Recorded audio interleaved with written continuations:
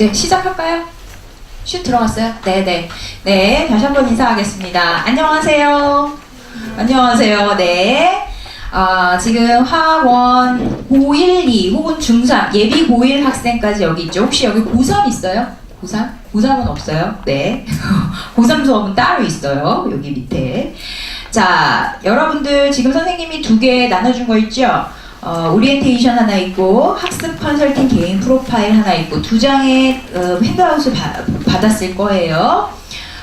일단 그 오리엔테이션 핸드아웃 한번 봅시다. 거기 보시면 이너지 브런트 리그, The First Class 화학원 오리엔테이션이라고 써 있는데요. 선생님 화학 그 모토가 여러분들을 모두 1등급을 만들어 주려고 하는 것을 목표로 삼고 있어요. 선생님이 지금 고1, 2 화학을 전담해서 가르치고 있는데요. 지금 현재 윈터스쿨하고 서머스쿨에서는 여러분들의 교육과정상 수능에 나오는, 그러니까 2009 개정 교육과정 안에서 수능에서만 다루고 있는 내용 위주로 여러분들에게 수업이 진행돼요. 그런데 학기가 진행되면 내신 수업이 만들어지거든요. 근데 내신 수업은 선생님 교육과정이기 때문에 예전 7차 교육과정 때 다루어졌던 뭐 화학 문제도 나오고 또 화2 문제도 나오고 심지어는 일반 화학까지 다루는 학교도 있어요. 그래서 그런 내용들을 전반적으로 다 지금 시간에 다룰 수가 없어. 지금은 수능을 보기 위한 전초 작업 수업이라고 생각하시면 돼요. 그래서 그러니까 지금 2학년인데 1학년 때 선생님이 그것도 가르쳐 주셨는데요. 알고 있어요. 뭘 가르쳐 주셨는지 알고 있는데 그 부분이 수능에서 다루어지지 않는 거면 지금 이 수업, 이 윈터스쿨에서는 다루지 않을 겁니다. 대신 내신을 대비하는 반이 개설될 때 그때 다 다뤄줄 거예요. 그때 다 다루고 나서 시험을 봤을 때 1등급이 나올 수 있도록 대비를 해드릴 겁니다. 그러니까 지금 하지 않는다고 걱정하시지 마세요. 그 다음 퍼스트 클래스라는 말에서 볼 수 있듯이 저는 여러분들이 최고가 되기를 원해요. 그러니까 비행기도 비즈니스 클래스 같은 특별한 좌석에 앉는 사람이 되기를 원해요. 그래서 퍼스트 클래스라고 이름을 지었고요. 그 다음에 수업 시간에 1번을 보시면 뭐라고 써 있어요? 수업 시작과 함께 꼭 해야 될 것이 있죠? 뭐라고 써 있어요? 다 같이 뭐라고 써 있어요?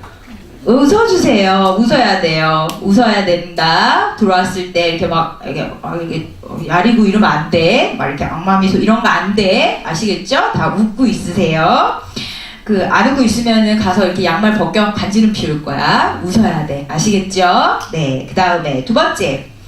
선생님이 들어오면은 선생님이 제일 먼저 하는 게 뭐냐면은 출석 체크를 먼저 하지 않고요. 오늘은 첫날이니까 이름을 한번 좀 불러봤는데요. 이제 이름을 이런 식으로 서갖고 부르지 않을 거야. 어떻게 할 거냐면요.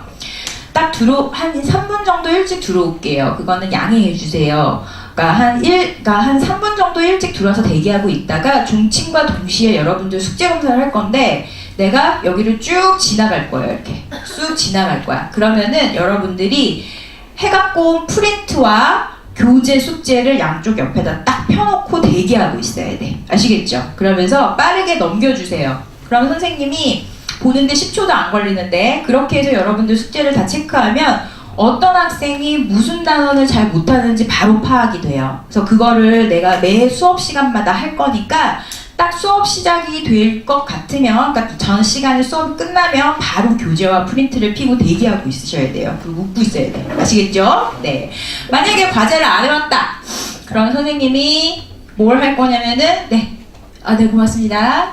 선생님 뭘 할 거냐? 하면은 그 다음날 아침 일찍 여러분들 학원 가기도 전에 문자를 보낼 거예요. 뭐라고 보내냐? 안녕하세요. 저는 유진이의 화학원을 가르치고 있는 메가스터디 학원 강사입니다. 유진이가 과제를 해오지 않았고 제가 너무 속상했어요. 뭐 이런 글을 여러분들 부모님께 메시지로 보낼 거예요. 그럼 아침부터 혼나고 오겠죠, 그죠? 근데 내가 혼나는 걸 원치 않아. 그러니까 꼭 숙제를 해가지고 오세요. 아시겠죠? 그리고 이 전 시간에 숙제를 모두 다 해갖고 왔어. 다 100% 전부 다 해갖고 왔어. 그러면 그 다음날, 그 다음 시간 수업에 선생님이 아이스크림을 쏠게요. 아시겠죠? 전부 다 해갖고 오면은 아이스크림 쏘는 거야. 아시겠죠? 네, 그래서 꼭 해오시길 바래요. 그 다음 3번째. 앞에 앉으셔야 돼요. 앞에. 지금 여기 앞자리가 다 비어 있잖아, 그치?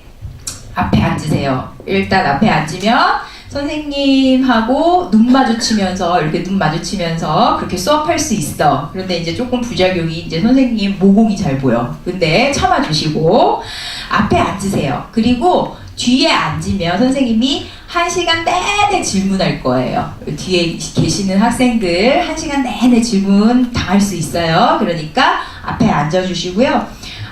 질문을 당하는 거나 두렵지 않다. 난 공부 잘하니까. 그러면 뒤에 앉으셔도 돼요. 네, 아시겠죠? 그래서 되도록이면 앞에 앉으셨으면 좋겠어요. 그 다음에 두 번째, 2주차 배운 내용까지 시험을 봅니다. 지금 여기 계시는 학생들 중에 화학 1, 2까지 다 돌리고 온 학생들이 분명히 있을 거예요. 그런데 지금 이번 겨울 윈터스쿨에서는 하나도 안 배운 학생들도 꽤 있기 때문에 일단은 수업 시간에 배운 내용까지만 시험을 볼게요. 그래서 배운 내용까지만 시험을 보는데 커트라인은 몇 점? 거기 써있어. 몇 점이라고 써있어요? 100점. 커트라인 100점이에요. 100점이면 틀리면 돼? 안 돼? 안 되죠. 선생님 가능해요? 가능해요. 가능하니까 여러분들 수업 시간에 배운 내용 위주로 문제를 출제할 거예요. 그리고 어떤 내용이 나올 건지도 미리 예고할 겁니다. 그러니까 수업 시간을 잘 집중해서 들었고 그 다음에 숙제를 잘해왔다라고 하면 100점을 못 맞을 이유가 없어. 근데 100점을 또 못 맞았다? 그럼 선생님이 뭐 할까 또? 안녕하세요. 저는 메가스터디 화학원 강사 이유진입니다. 유진이가 화학시험에서 100점을 못 맞아서 제가 너무 속상했어요. 이런 문자를 여러분 부모님께 또 보낼 수 있어요. 아시겠죠? 네. 그래서 어렵지 않은 시험이에요. 그러니까 반드시 복습만 해갖고 오시면 다 잘 볼 수 있으니까 2주차에 배운 범위까지 시험 본다는 거 확실히 아시고 계세요. 네. 그 다음 세 번째 중요해요. 오늘 수업을 들어봤는데 선생님 느낌이 안 와요. 선생님 좀 별론 것 같아요. 선생님 얼굴도 별로 안 이쁜 것 같고 별로예요. 그래도 2번만 더 와주세요. 그 이유가 3번까지 선생님의 수업을 들어보고 배울 게 없다, 진짜 도움이 안 된다 라고 하면 선생님이 3번에 해당하는 모든 수강료를 전부 100% 환불을 해드릴게요. 일단 3번째, 그러니까 3차시까지 들어보시고 그리고 이게 수업이 도움이 되겠다라는 거를 판단해 주세요. 아시겠죠? 그리고 만약에 그래도 선생님 저는 좀 여기 안 맞는 것 같아요 라고 생각하시면 선생님한테 찾아오세요. 찾아와서 나하고 작별 인사하고 그리고 나중에 복도에서 만나도 막 이렇게 모른 척하고 이러지 마. 알겠지? 인사하고 그렇게 하고 갑시다. 일단은 3차시까지는 한번 참아보고 가는 거야. 아시겠죠? 네. 그 다음에 4번. 이게 되게 중요해. 이 수업이 끝나면 우리는 모두 화학 넘버원이 돼 있을 겁니다. 이게 뻥이 아니고요. 이게 거짓말이 아니고 이게 진짜예요. 정말. 선생님이 지난 기말고사 강남에서는 안 했고 서초에서 했거든요. 근데 서초에서 수강생이 75%가 1등급이었어요. 그 중에 50%가 100점이었어. 그러니까 완벽하게 선생님 같은 경우에는 퍼펙트를 원해요. 그래서 근데 여러분들이 그렇게 해주려면 뭘 해야 돼?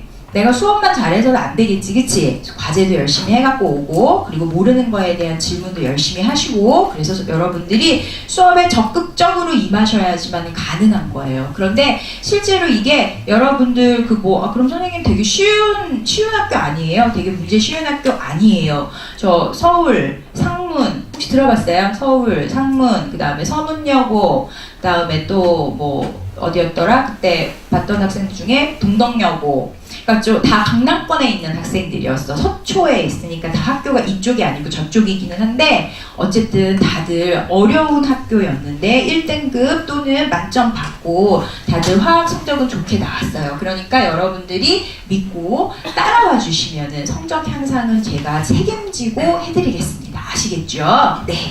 그 다음에 학습 컨설팅 개인 프로파일이라고 하는 프린트 있어요. 이거 한번 펴보실래요?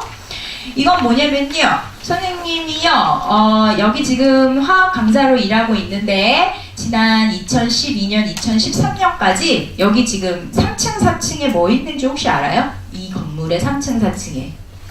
몰라? 재수, 그렇지. 재수 정규반이 있어요. 재수 정규반에 입시 진학 연구소라고 하는 기구가 있었어요. 거기에 선생님이 학생부, 그러니까 학생부 종합전형, 교과전형, 그걸 입학사정관 전형이라고들 했었죠. 그쵸? 그 입학사정관 팀 팀장으로 있었어요, 선생님이. 그래서 여러분 지금 현재 대학에 다니고 있는 2014학번, 2013학번, 2012학번 이 선배들 중에 굉장히 많은 수를 선생님이 학생부 종합전형으로 실제로 합격을 시켰고요. 근데 뭐 한양대 갈 사람 한양대 가고 고대 갈 사람 고대 가는 거 의미가 없잖아. 그치? 걔네들 어차피 그렇게 갈 거니까. 근데 선생님 같은 경우에는 홍대 갈 사람을 이대나 한양대에다가 붙였어요. 실제로 100명 정도 붙였어요. 잘 붙였죠. 그쵸? 그래서 학생부에 대한 지금 그 전문적인 컨설팅이나 케어는 여기 입시진학 그 실장님이 따로 계셔. 난 화학 강사니까. 그치? 그런데 1차적으로 그 선생님의 케어를 받고 있지 못하고 있다거나 아니면은 좀 자신이 없어서 학생부 집중반에 들어가지 못했어. 그런데 내가 지금 2등급 언저리에 있는데 이 학생부로 뭔가 해볼 수 있는지 없는지. 그러니까 1등급이면 자신 있게 자기가 저 좀 케어해주세요 이렇게 얘기할 텐데 한 2등급 정도 되면 이걸 사용해야 돼 말아야 돼 정시로 가야 돼 학생부 종합을 계속 해야 돼 모르겠잖아. 그치? 그래서 이런 거에 대한 상담을 받고 싶은 학생들에 한해서 선생님이 상담을 해드리려고 요거 지금 컨설팅 프로파일을 준비했어요. 이해되시겠죠? 모든 학생들이 다 등급을 적거나 모든 학생들이 다 무슨 스펙을 적을 필요는 없어. 희망합니다를 체크한 학생은 그 밑에다가 그 란을 채워서 주시고요. 왜냐하면 스펙을 점검해야 되니까. 그리고 조금 더 확실한 상담을 원하면 학생부 2 있죠. 학교생활기록부 2 있어. 1 아니고 2 있어. 세부 기록사항 있는 거. 그거를 발급해갖고 오면 선생님이 스케줄을 잡아가지고 학생부를 좀 진단을 해줄게요. 그래서 딱 보니까 이 학생부로 조금 등급을 어느 정도 올리면 어디까지 가능성이 있겠다라는 것을 대충 여러분들하고 의사소통이 되면 여러분이 아 나는 일찌감치 접고 정시로 가야 되겠다 라는 판단이나 아니면 아 나는 내가 원하는 학교급이 이 정도 급인데 이 정도 급을 학생부로도 갈 수 있겠구나 준비를 이중으로 해보자 하는 판단이 쓸 수가 있거든요. 그래서 그런 상담을 원하는 학생들에 한해서 학생부 교과 종합 수시 입시 상담을 희망합니다에 체크하시면 돼요. 아시겠죠? 하기 싫으면 안 해도 돼. 의무가 아니에요. 그 다음에 그 밑에 3번 학습 관련이 있는데 거기는 공부를 하긴 해야 되는데 네, 주변 애들 지금 여기 윈터스쿨 와서 보니까 학생들이 공부하는 패턴이 조금 특이해. 내가 혹시 잘못하고 있는 거 아닌가? 아니면 나는 화학 선택을 해야 되나? 과탐을 뭘 선택해야 되지? 등등에 대한 공부에 관련된 궁금한 점이 있을 수 있어요. 그래서 그런 것들을 과탐 관련해가지고 질문사항이 있으면 또 희망합니다 적어주세요. 스케줄 잡아서 여러분하고 상담 진행할게요. 아시겠죠? 그 다음에 4번 상담 가능 요일과 시간이 있는데요. 선생님이 수업에 있어가지고 모든 시간에 다 여기 학원에 있지를 못해요. 그래서 여러분들이 공강인 시간을 최대한 많이 적어주세요. 그러니까 나는 이 시간에만 딸랑 하고 싶다가 아니라 나는 이 시간이 다 가능하다라고 정확하게 적어주시면 선생님하고 시간을 맞춰갖고 스케줄을 잡아서 알려줄게요. 아시겠죠? 네. 그래서 토요일, 일요일도 가능하고요. 주로 화요일, 목요일에 여기 수업 끝나고 선생님이 2시간의 수업이 없어요. 그래서 화요일, 목요일 4블럭에 선생님이 시간이 가능해요. 그러니까 주말이나 아니면 화목 4블럭 혹시 가능하신 학생들은 거기다가 쓰셔서 상담 요청하세요. 그 다음에 1번에 보면요. 고난도 문제 프린트 희망합니다, 희망하지 않습니다 쓰는 난이 있는데요. 이거는 왜 그러냐면요. 선생님 지금 개념 강의를요. 한 번도 개념을 듣지 않은 화학을 처음 해보는 학생들 위주로 수업이 진행될 거예요. 본 수업 시간은. 그런데 1, 2를 돌리고 온 학생들이 분명히 있을 거야. 서초도 7명 정도 있었거든. 그러면 이런 학생들 같은 경우에는 들을 필요가 없다. 내가 여기서 왜 시간 낭비를 하고 있냐? 라고 생각할 수 있어요. 그런 학생들을 대상으로 그 수업의 난이도 조절을 위해서 선생님이 고난도 프린트를 준비했어요. 수준은요, 3학년 모의고사, 수능 기출 이 정도 수준이에요. 그래서 아 나는 이제 기초적인 기본 개념은 다 이렇게 정립이 됐는데 적용 능력이 좀 부족한 것 같다라고 하는 학생들은 거기다가 고난도 문제 프린트에 희망합니다를 적으세요. 그래서 집에서 문제를 좀 풀어 오시고 선생님이 사블럭, 이 시간 끝나고 사블럭에 수업이 없으니까 이때 따로 질문을 받을 수가 있어요. 질의응답을 해드릴 수가 있으니까 그때를 활용하시면 좋을 것 같아요. 이해되시죠? 무슨 소리인지? 네. 그래서 고난도 프린트를 희망하는 학생들은 희망에 체크를 하시고요. 고난도 프린트가 아닌 프린트가 나가요. 그러니까 그냥 레귤러 프린트가 나가는데요. 고난도 프린트를 희망해서 숙제를 해갖고 오시는 학생들 중에 레귤러 프린트가 너무 쉽거나 시간이 없어서 못하겠다라고 하면 한 걸로 인정할게요. 이해되시죠? 네. 고난도 프린트를 풀어온 학생은 레귤러 프린트를 안 해도 숙제를 한 걸로 인정하고요. 물론 두 개 다 풀어오면 더 좋죠. 그 다음에 고난도 프린트를 신청하지 않은 학생들은 그냥 배부되는 과제 프린트를 반드시 해오셔야 돼요. 아시겠죠? 네. 그래서 지금 과제나 아니면 상담에 관련된 부분을 좀 설명을 해드렸는데요. 혹시 질문사항 있으세요? 혹시 선생님 수업 진행이나 아니면은 상담 또는 뭔가 과제 이런 거에 대해서 질문 있으신 학생 지금 하세요? 없으세요? 네, 그러면 오리엔테이션은 이걸로 마치고 수업에 좀 들어가 보기로 합시다. 여러분들 중에 혹시 교재 안 갖고 오신 학생들 교재 몇 명? 2, 5명? 다행이다. 딱 5개 갖고 왔는데 잠깐만요.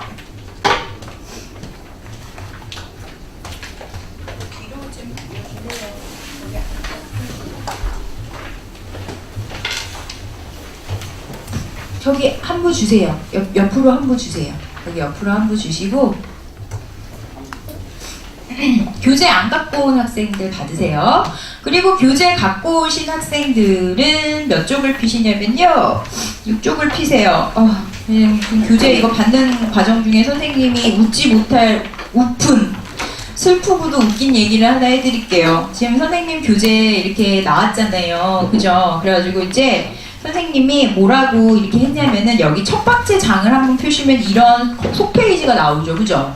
속페이지가 나오는데 내가 이걸 원했어. 이렇게 해달라고. 그래서 내가 출판사에다 뭐라고 오더를 내렸냐면은 여기 겉페이지랑 똑같은 폰트와 글씨체로 해달라고 했더니 그렇게 해줬어. 그래놓고서는 여기다가 이렇게 적어놨어.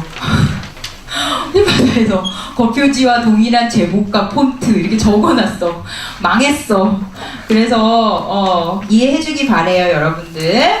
자, 2장을 넘기셔서 인류 문명과 화학 한번 봅시다. 자, 다 피셨죠?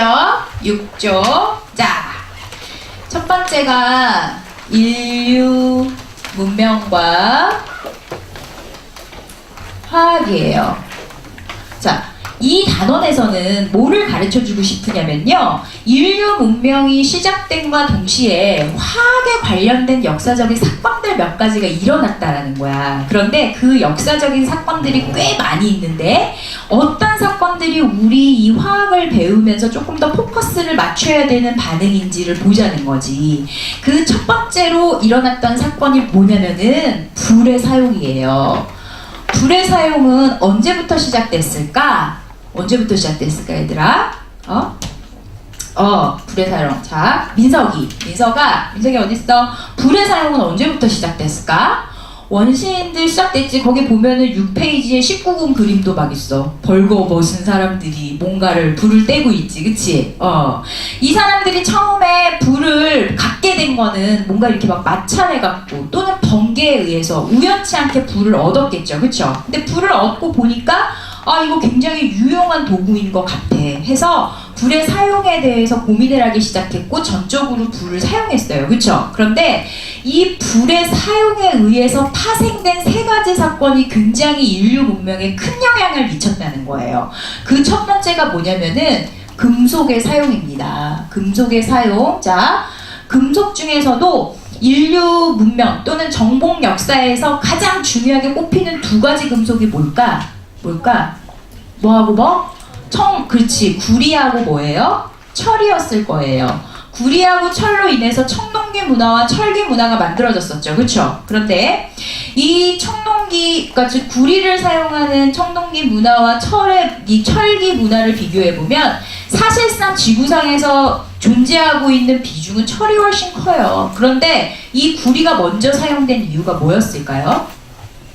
얘가 다루기가 쉬워요. 얘가 그냥 산출해서 사용할 수 있는 매장량이 좀 더 있어. 그러니까 매장량은 얘가 더 많은데 얘는 대부분에 어떤 식으로 매장되어 있냐면은 돌멩이 안에 산화된 상태, 즉 녹슨 상태의 철로 많이 존재하고 있고 얘는 그냥 캐서 쓰기 좋은 형태로 존재하고 있어요. 그래서 불의 사용이 자유롭지 못했던 시절에 먼저 사용할 수 있었던 금속이 구리가 되는 거죠. 그런데 이 불의 사용이 조금 더 자유로워지자 철을 잘 사용할 수 있게 되었어. 철을요, 여기 지금 녹슨철이라고 얘기했죠. 그쵸? 근데 이걸 전문 용어로 뭐라고 하냐면요, 철광석이라고 하고요, 철광석 안에 들어있는 산화철이라고 얘기해요. 그런데 이 산화철을 어떻게 만드느냐? 우리가 사용할 수 있는 철의 형태로 만든다라는 거죠. 이런 철, 그러니까 알루미늄이기는 한데 이런 철제 골조나 건물에서 사용하는 이 철을 요걸 쓰면 안 돼. 요거 녹슨 철이야. 금방 부서져요. 그래서 이거를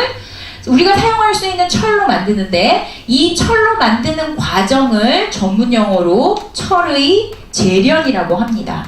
이 철의 재련이 가능해지면서 철기 문화가 나타났고 지금 수없이 많은 기간 동안 철을 사용하고 있죠. 그렇죠? 그래서 자동차 혹은 철로 혹은 건물 우리가 사용하고 있는 책상들까지도 철이 사용되지 않은 곳이 없어요. 이 철이 그만큼 많이 사용됐기 때문에 인류 문명과 화학에서 빼놓을 수 없는 역사적인 사건이 철의 재련이에요. 철의 재련은 다 같이 무엇을 사용함으로써 가능해졌다?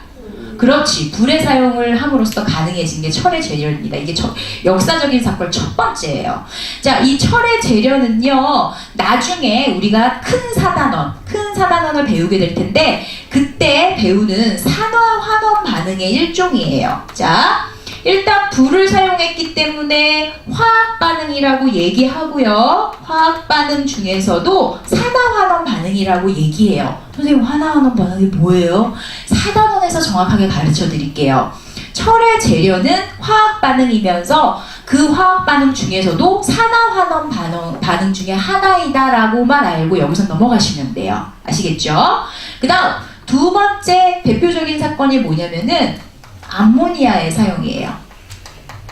암모니아의 합성이라고 얘기했구나. 암모니아의 합성이에요. 자, 암모니아가 합성되는 과정에서요, 여러분들 혹시 암모니아가 뭔지 알아요? 암모니아는 단백질을 먹으면 나오는 부산물이에요. 독성이 있는 기체 상태이고요.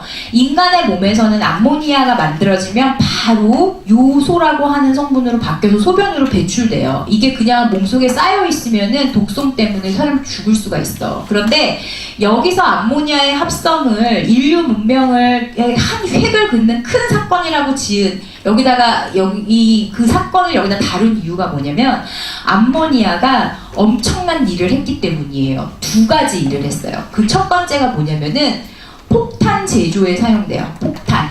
그 다음에 두 번째는 뭐냐면은 비료 합성에 사용돼요. 자, 폭탄 제조라고 하면 뭐 다이너마이트 이런 거 떠올릴 수 있죠. 이 폭탄 제조로 인해서 전쟁에 사용됐고요. 그 다음에 비료로 만들어져서 인류의 배고픔을 구원했어요. 인류가 옛날에 그거 알아요? 중세시대 때 이때 농경 생활을 할 때 이쪽에서 농사 지으면 이쪽 이렇게 쉬고 그런 거 혹시 알아요? 그런 뭐 휴경지다라고 했는데 몰라도 되는데 어쨌든 이 땅의 그 질이 저하되면 농작물의 수확량이 굉장히 줄어들어요. 그래서 그 토지를 개선시키기 위한 방법으로는 비료를 넣어주거나 아니면 쉬게 만들어야 돼. 1년 정도. 그런데 그렇게 쉬게 만들다 보니까 인구는 급속도로 증가하는데 농작물을 못 만들고 있으면서 굶어 죽는 사람들이 많아지게 된 거죠. 그렇죠? 그래서 얘를 쉬지 않고 계속 농작물을 생산할 수 있도록 하는 도구가 뭐냐면 비료인데 이 비료가 만들어진 시점이요. 1907년 정도밖에 안 됐어요. 1907년대쯤에 비료가 실제로 만들어졌어. 그 이유가 뭐냐면요. 이 당시에 하버라고 하는 독일의 과학자가 있었습니다. 여러분 교재 몇 쪽이냐면은 팔 쪽에 사진 나와 있어요. 일단 안경 쓰고 약간 무섭게 생긴 아저씨 있는데, 이 하버라고 하는 아저씨가 독일의 과학자인데, 이 사람이 암모니아를 합성하는 방법을 알아냈어요. 선생님, 암모니아 합성이 어려워요? 자, 보세요. 암모니아라고 하는 것은 NH3라고 하거든요. 그런데 나중에 배우겠지만, 근데 이 NH3를 합성하기 위해서는 질소라고 하는 아이와 수소라고 하는 아이가 필요해요. 질소라고 하는 아이와 수소라고 하는 아이가 필요한데, 이 질소라고 하는 아이가 공기 중에 굉장히 많아요. 우리 심지어 과자 속에도 되게 많죠, 그쵸? 질소 과자, 그치? 과자 봉지에 감자칩은 요만큼이고 이따만큼이 질소야, 그치? 이렇게 많은 질소를 가지고 암모니아 합성을 왜 못해요? 암모니아 합성을 하기 위해서는 질소의 결합을 깨야 되거든요. 근데 질소는 결합이 3개로 있는 삼중결합이에요. 굉장히 강력한 결합이고 여간에서는 못 깨요. 어쩌다가 번개가 쳐갖고 방전돼서 깨질 수는 있는데, 사람이 열심히 불을 지폈다거나 그런 일을 해도 절대 깨지지 않는 삼중결합이에요. 근데 이 삼중결합을 깨야 수소랑 만나서 암모니아가 합성된단 말이야. 근데 이 암모니아를 합성하는 과정이 참 웃긴 게 뭐냐면은, 얘가 이렇게 진행될 때요, 열을 가해주면 안 돼. 말이 돼? 합성을 하는데 열을 가해주면 얘가 만들어졌다가 반응이 거꾸로 가버려. 그러니까 실컷 만들어 놓으면은 도로 질소로 만들어버려, 거꾸로. 그거를 전문 용어로 역반응이라고 하거든요. 그래서 이 암모니아를 합성하기 위해서 수많은 과학자들이 연구를 안 했겠어? 비료 만들어야 되는데 지금 사람들이 다 굶어 죽어가고 있는데, 그죠? 그래서 합성하려고 굉장히 노력했는데 다 실패했어요. 그때 하버라고 하는 독일의 과학자가 530도씨에 290 기압을 넣어주면은 얘가 굉장히 높은 수득률로 암모니아가 합성된다는 사실을 알아낸 거죠. 근데 그 당시의 기술로는 530도씨를 만드는 것도 290기압을 만드는 것도 굉장히 어려운 일이었어요. 그래서 이걸 공업적으로 조금 더 생산해낼 수 있는 방법으로 만든 게 보쉬라는 사람이에요. 그래서 이걸 하버 보쉬법이라고 그래요. 보쉬는 몰라도 돼요. 암튼 하버가 이 조건을 알아냈단 말이야. 이게 1907년 정도에 있었던 일이에요. 굉장히 천재예요, 이 사람 같은 경우에는. 근데 이 사람의 비하인드 스토리가 더 기가 막혀. 이 사람은요, 독일 사람이고요. 그 제1차 세계대전 때 독일의 빌헬름 연구소, 그러니까 미국의 나사 같은 그런 곳이야. 그 독일의 빌헬름 연구소의 소장으로 재직하고 있었거든요. 근데 이 사람이 굉장한 애국자라서 이 사람이 이 암모니아를 합성을 만드는 그 목적이 인류의 배고픔을 해결하기 위해서 만든 게 아니야. 이 사람은 오로지 독일이 1차 세계대전에서 승리하기 위해서 암모니아를 합성한 거예요. 암모니아를 합성하면 비료로 생산이 가능해지고, 그 생산된 비료로 군수에 사용되는 식량을 공급할 수 있었던 거야. 그래갖고 이 사람은 자신의 그 조국이 승리하는 데 눈이 멀어가지고 암모니아를 합성해서 폭탄 만들었고 비료 만들어서 막 공급했어요.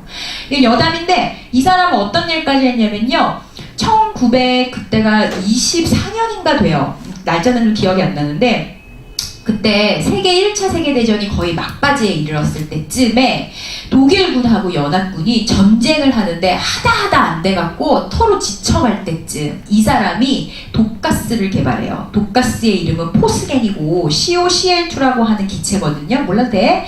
포스겐이라고 하는 기체가 얘가 연두색을 나타내는 기체예요. 그래서 사람들은 그거를 겨자가스라고 얘기했어. 근데 이 연두색을 나타내는 이 기체가 착 뿌려지면은 사람들이 뭐지? 그러면서 입 해 벌리고 있잖아. 그러면 이 입속으로 들어간 다음에 폐로 들어가요. 그러면 이게 염소거든요. 염소. 이 염소 성분이 폐 속에 있는 물, 우리가 물 먹잖아. 우리 체내에 물이 있는데 이 물하고 반응을 하면서 염산이라고 하는 물질을 만들어내요. HCl. 여러분 염산 알아요? 염산. 염산이 혹시 염산 테러하는 거 혹시 뉴스 본 적 있지? 자기가 쫓아다니는 여자가 다른 남자 만났다고 해가지고 그 여자 얼굴에다 염산을 확 뿌려버렸잖아. 그래서 막 화상 입고 막 이런 그런 사건 봤을 텐데, 그런 염산이 폐 속에서 폐를 녹인다니까? 그럼 어떻게 되겠어? 질식해 죽는 거야. 숨을 못 쉬어. 그래서 이때 1차 세계대전 때 하버가 폭탄 만들어서 공급하고 비료 만들어갖고 군수물자 공급하고 그 다음에 포스겐이라고 하는 독가스 뿌려가지고 12만 명이 죽었어요. 그 당시에. 그래서 이 사람은 전범으로 몰려가지고 쫓겨났어. 이 사람. 그러니까 독일이 또 패전국이잖아. 독일이 패전하면은 패전국은 전쟁 그 배상금을 물어야 돼. 그 사람 그 다른 국가들이 전쟁하느라고 쓴 돈을 다 물어내야 되거든. 근데 이 사람 같은 경우에는 그것도 물어내려고 바다에서 금 캐는 작업하다가 실패하고 중간에 히틀러로 정권이 바뀌어요. 그런데 히틀러는 유태인을 굉장히 싫어했죠. 근데 이 사람은 또 유태인이야. 유태인인데 자기는 유태인 아니라고 막 부정해. 나는 그냥 독일인인데요. 난 종교도 개신교로 개종했어요. 이러면서 이 사람 같은 경우에는 자기가 유태인이라는 사실을 막 부정해요. 엄청난 독일 그 민족주의자지.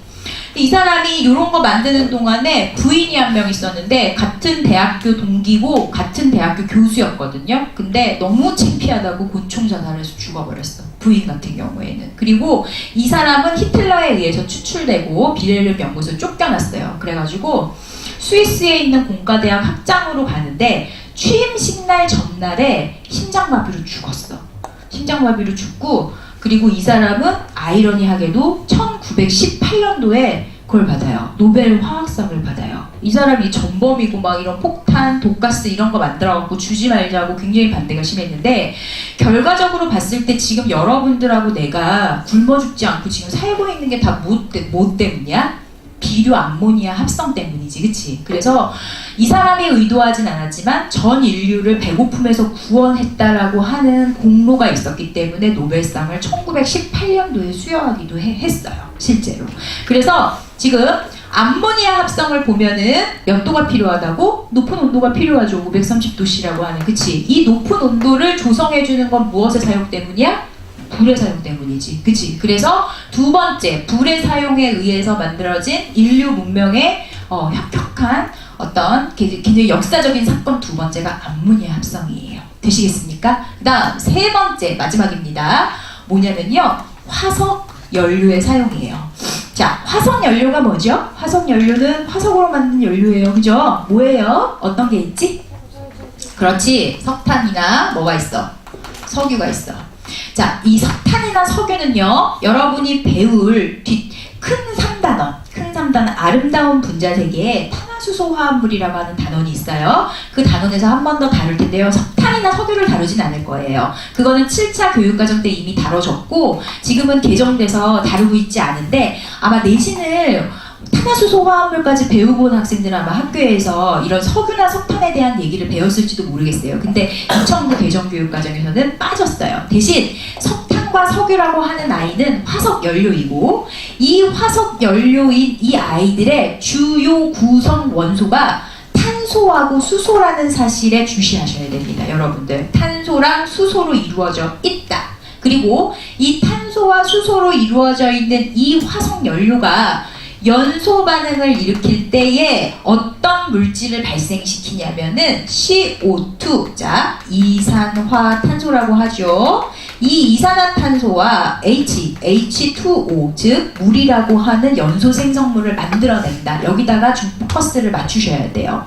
그 다음 이 이산화탄소라고 하는 아이는 자, 무슨 기체로 유명하죠? 지구 무슨 화? 지구 온난화를 만들어내는 온실기체로 유명한 아이예요. 이 정도가 시험에 다루어집니다. 1단원에서는. 그리고 이 이산화탄소를, 그러니까 이 석탄이나 석유 같은 화석 연료 같은 이 아이가 탄소와 수소로 이루어져 있기 때문에 탄소와 수소로 이루어져 있는 물질에 대한 얘기를 큰 3단원, 아름다운 분자세계에서 다루게 된다는 거예요. 아시겠죠? 네. 이 연소 반응은 역시나 이 철의 재련과 같이 무슨 반응이냐면은 화학 반응이에요. 그리고 암모니아를 합성하는 이 반응도 무슨 반응일까요? 화학 반응이겠죠? 그죠? 이 화학 반응들 두 개도 철의 재련과 같이 산화환원 반응이에요. 산화환원 반응이 도대체 뭡니까? 그것은 남겨놨다. 4단원에서 자세하게 가르쳐 드릴게요. 산화환원 반응이에요. 모두 다 산화환원 반응이에요. 자, 산화환원, 산화환원 반응. 산화환원 반응 세 가지가 바로 역사적인 큰 획을 긋는 세 가지 사건이었다라는 사실 여러분들 기억하시고요. 여기서 시험에 다루어진 주제 한 가지만 알려줄게요. 아까 철 얘기할 때 자동차나 철로 이런 거 만들었다고 했죠. 그쵸? 그 다음에 철 가지고 무기를 만들기도 했지만 무기를 철기 시대가 처음 시작됐을 때 무기 말고 되게 중요한 도구 하나 또 만들었어. 그게 뭘까? 농자로 시작해. 그리고 구자로 끝나. 뭘까? 옳지? 농기구. 농기구 만들었고요. 아니면 철로 훨씬 후의 일이지만 철로를 만들었어요. 그럼 이 농기구로 인해서 무슨 혁명이 일어났을까? 농업혁명이 일어나요. 1차적인 농업혁명이 일어나요. 그 다음에 철로로 인해서 무슨 혁명이 일어났을까? 교통혁명이 일어나요. 이 교통혁명이 일어날 수 있었던 것은 철에 의해서 철 사용할 수 있었던 이런 사건 때문이기도 하지만 이 사건과 더불어 뭐가 또 가능해졌냐면 화석연료가 동시에 같이 사용되게 되었어요. 자, 화석연료 같은 경우에는 석탄석유를 써서 뭘 하냐면 불을 뗄 수가 있었죠. 그쵸? 그래서 석탄을 많이 캐던 시기에 우리는 무슨 혁명을 경험하게 됐어요? 그렇지, 산업혁명을 경험하게 됐고요. 산업혁명. 그리고 이 산업혁명 중에 증기기관차들이 막 돌아가죠. 그쵸? 철로가 다 완비가 됐어. 그랬기 때문에 화석연료 사용해갖고 철길에 깔려진 그러니까 기차들을 막 빨리빨리 운반할 수 있는 여기서도 교통혁명이 일어났었죠. 이 세 가지 사건이 여러분들이 꼭 반드시 1단원에서 아셔야 되는 인류 문명과 화학이에요. 그러니까 다른 것들은 다 뭐 그냥 좀 쓸데없어요. 뭐 예를 들어서 융합화학에 나오는 뭐 질소의 뭐 이렇게 질소가 뭐 이렇게 뭐 탈질소 뭐 무슨 뭐 박테리아 나오고 막 이런 얘기 융합과학에서 아마 배운 학생들 있을 텐데 여기서는 그게 포커스가 아니야. 질소라고 하면 암모니아 합성에다 포커스를 두고 보셔야 돼요, 여러분. 그 다음 화석연료에는 탄소와 수소로 이루어진 물질의 연소 반응. 그 다음에 철에서는 철의 재련에 관련된 얘기를 보셔야 된다는 거야. 이해되시겠죠? 포커스를 잘 맞추셔야 돼요. 이거를 7차 교육과정에 나와 있는 화학에 맞춰도 안 되고 융합과학에 나와 있는 화학에 맞춰서도 안 돼요. 반드시 지금 우리가 배우고 있는 화원에다 맞추셔야 된다는 거예요. 거기서의 포커스는 이 세 가지라는 거. 아시겠죠? 네. 자, 그러면 여러분 잠깐 교재를 한번 볼까요? 10쪽 한번 펴보시겠습니다. 10쪽 보면 기출분석 나와 있어요. 기출분석. 자, 우리 현준이 어딨어? 현준아, 우리 1번 한번 풀어볼까요? 1번 다 같이 풀어보세요. 그리고 현준이가 답을 말씀해 주시겠습니다. 네, 1번. 자, 플라스틱이나 합성고무, 합성섬유의 원료로 이용되는 자동차나 항공기의 연료가 누구예요? 몇 번인가요? 1번이요. 네, 1번이요. 석유요. 잘했어요. 그 다음에 2번 해보세요. 2번 30초 드릴게요. 2번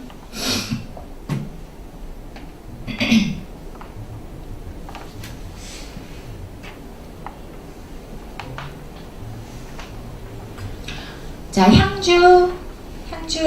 예, 향주 2번 한번 해볼까요? 2번 몇 번 썼어요?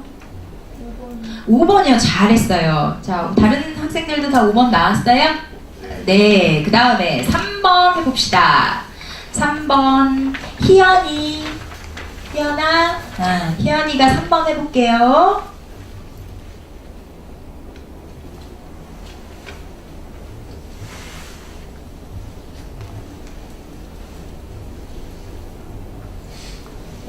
희연아 몇 번이야?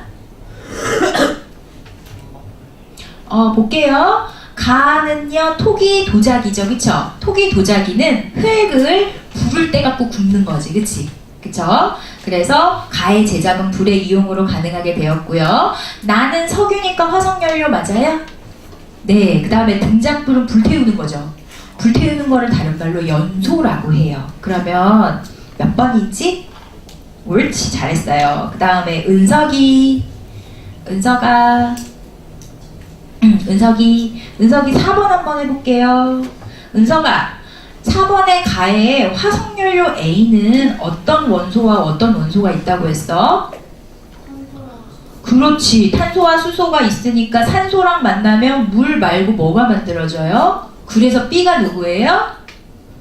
그렇죠. 그럼 그 밑에 있는 철의 재련에서 B도 누구예요? 이산화탄소요. 요 과정을요 나중에 4단원에서 배울 거예요.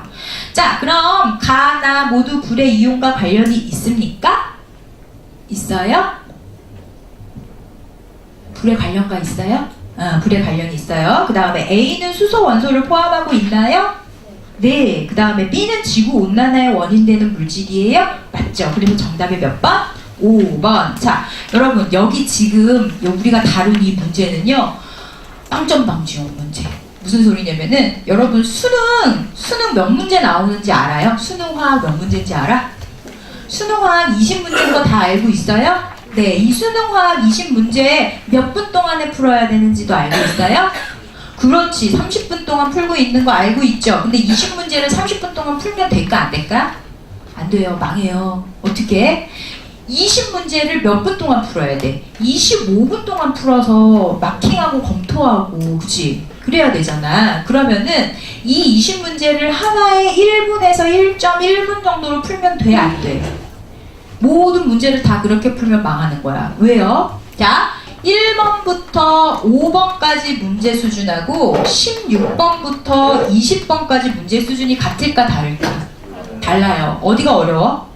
여기 어려워. 그치? 여기가 어려워. 그래서 1번부터 5번 그리고 5번부터 10번 사이의 문제는요, 여기 앞부분 문제는 한 문제당 10초 이내에 푸셔야 돼요. 그러니까 뭐냐면은 읽고 답, 스치면 답 이렇게 가야 돼. 그 다음 5번부터 10번 사이는 1분 정도 할애해서 풀어요. 그러니까 1분, 내가 선생님이 작년에 올해 시험 본 그 거의 만점 수준의 언니 그 시간을 내가 제조봤거든.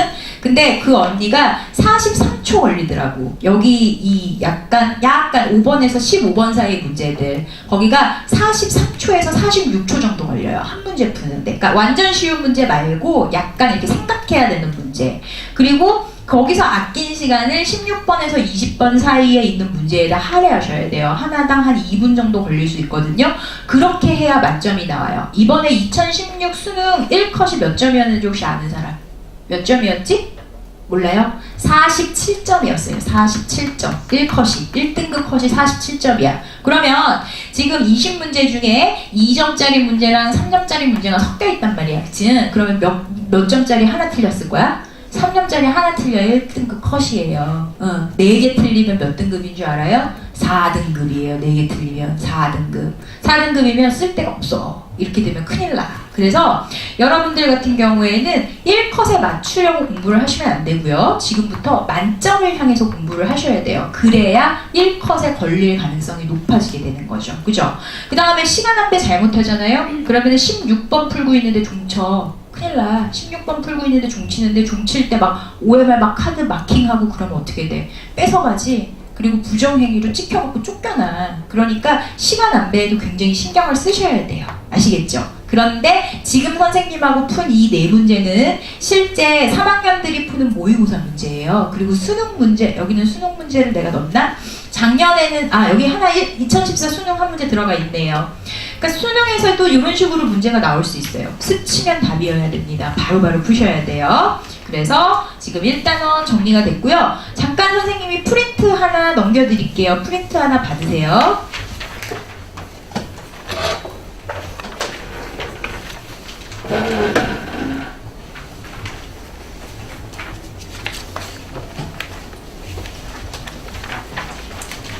뒤로 넘겨주세요.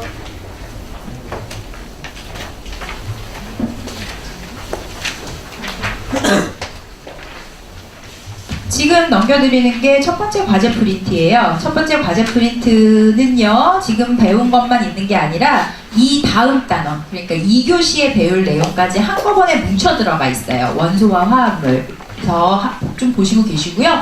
자, 지금 시간이 거의 다 됐으니까 이거 복습하고 잠깐 쉬었다가 다시 합시다. 자, 우리는 지금 인류 문명과 화학을 하는 데 있어서 무엇의 사용이 가장 기초가 되었어요? 불의 사용이 기초가 됐어. 근데 불을 사용하면서 최초로 무엇을 사용하게 됐지? 금속을 사용했는데 금속 중에서도 무슨 금속? 철, 옳지. 철을 불에 달궈갖고 진짜 산화된 철을 그냥 철로 만드는 작업을 뭐라 그래? 철의 재련. 그 다음에 두 번째 사건은 뭐예요? 암모니아 합성. 그 다음에 세 번째 사건은 뭐예요? 화석 연료. 이 세 가지 반응 다 무슨 반응이라고? 화학 반응이면서 산화환원 반응. 외우고 계셔야 돼요. 아시겠죠? 자, 두 번째 시간에 뵙겠습니다. 잠깐 쉬었다가.